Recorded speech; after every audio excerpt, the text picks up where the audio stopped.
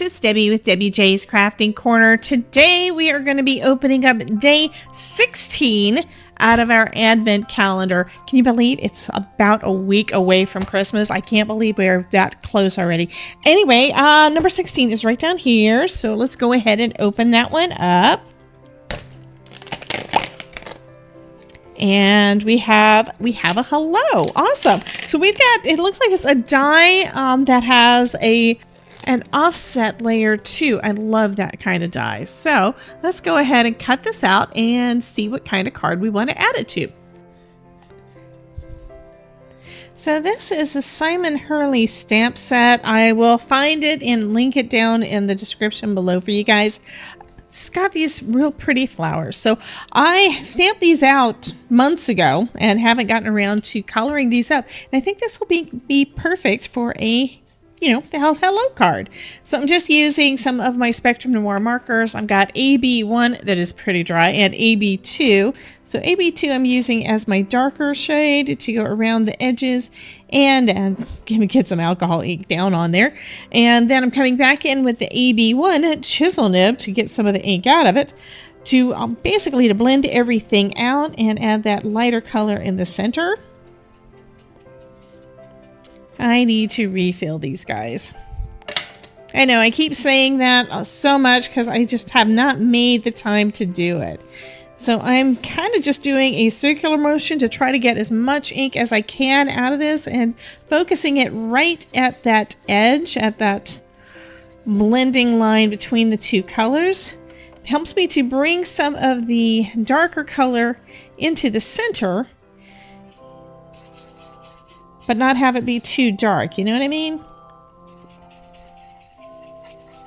But this is definitely one of those markers I need to go through and do a complete swatching and refilling of all of my markers. Okay, next let's go on to the leaves.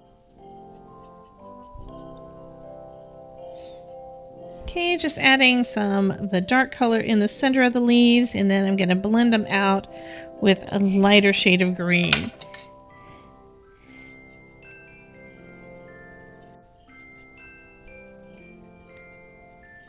So I'm using CT1 and CT4 for this one. And again, I'm having to use my chisel nib for so much of it.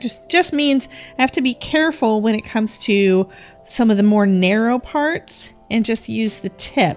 Because you can't, this is really good for putting a lot of ink down at once, but that little nib at the end definitely makes it easier for you to get just the fine details if you need to when your marker is a little too dry. Yeah, I'm complaining because I know I need to get this done and I haven't done it. I need to refill all my markers. Okay, well, New Year is coming, so that's a good thing for me to work on for the new year, right?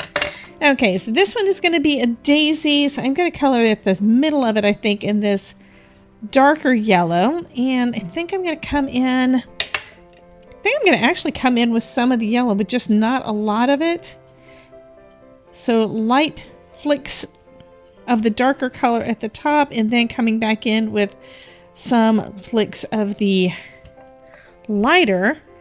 It just kind of gives it a little color, but not fill it in all the way. I want it to be still basically have a lot of white still left in these in this little daisy. Okay, I'm going to say that that is done on that one. And now, what color do I want my center flower? I'm not sure what it is. So let's go with, so I decided to go with some purples.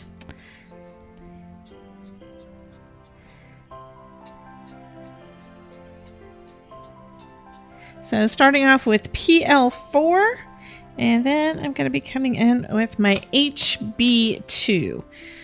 Again, I'm having to go through and see which colors I have that are not completely dry.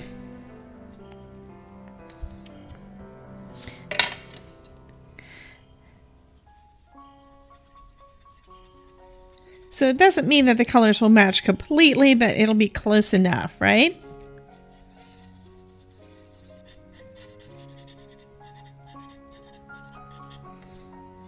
Okay, I'm going to say that that is pretty pretty much done. I'm going to add some yellow to the center though. And we're going to go in with the CT4, which is this darker yellow. And I'm going to say that that is pretty much done. But I think I do need some kind of a counter. Okay, I'm going to start off with my TN5, and I think I'm going to come back with TN3. That one's probably got enough ink in there. Yeah, this one looks like it's nowhere near as dry as my MB.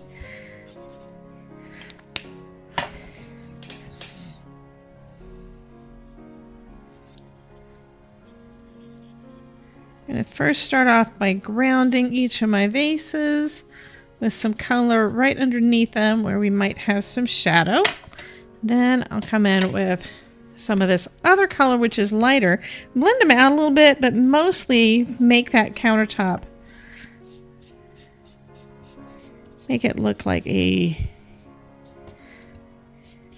counter or a table.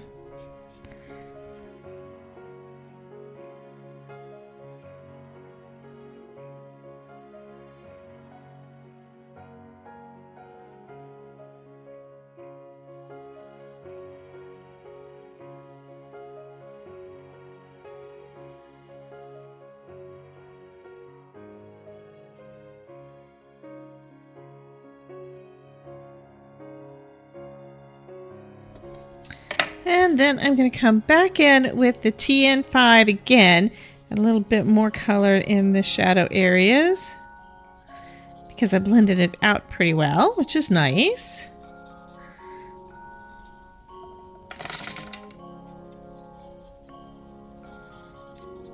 I'm going to do a little bit more blending of it. And just add a little bit of wood grain to it. And that's going to finish up that counter. Okay, so now I just need to cut out my sentiment.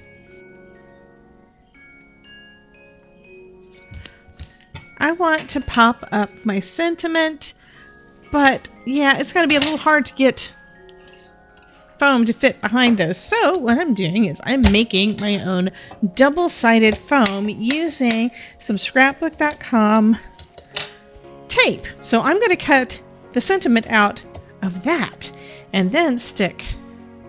Actually, I think I'm going to put tape on both sides. This may make it a little bit difficult to cut through, but it'll make it so that I'll have both sides of the foam sticky. One for my cardstock and one for the background.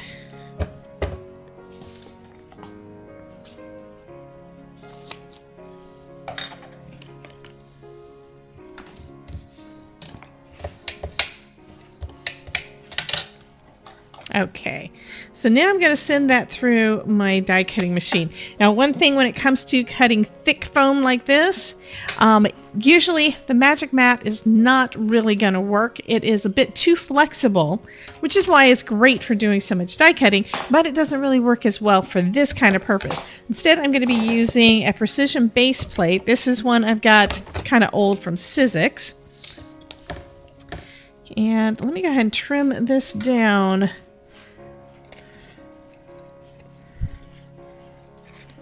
to just fit my die.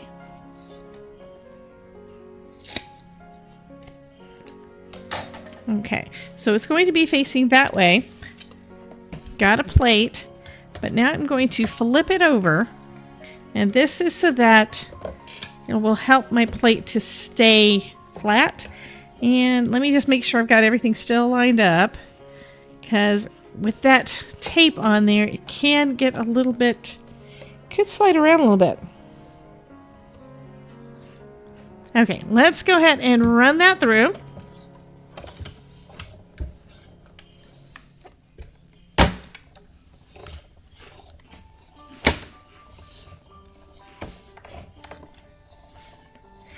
And I'm running it both directions a couple of times. It's a little hard to go through foam anyway, but then that tape is also going to be a little bit hard to cut through in comparison to just regular cardstock. Okay. Well, looking at that, I can tell it did cut through.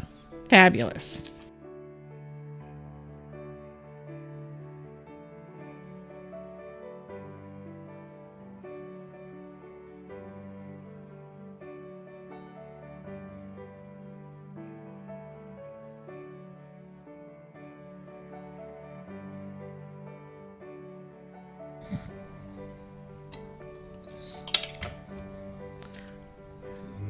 There we go. Now I'll take the release paper off of these and put our piece of white cardstock over the top. Okay, and then just in case I don't have them completely lined up perfect, I'm going to hit them with my powder bag to take care of any additional sticky. And then I'll just glue this straight down. But first I need a card base.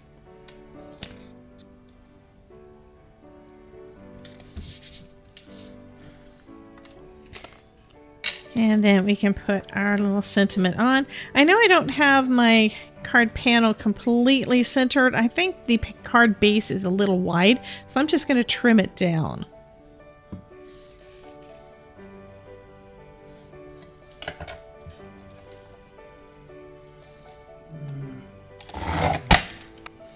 And that's going to finish up this project. I think that turned out really cute, and I think I need to use die-cut foam a little more often. I love the look of that sentiment. It's just so nice. Anyway, you guys have a wonderful day.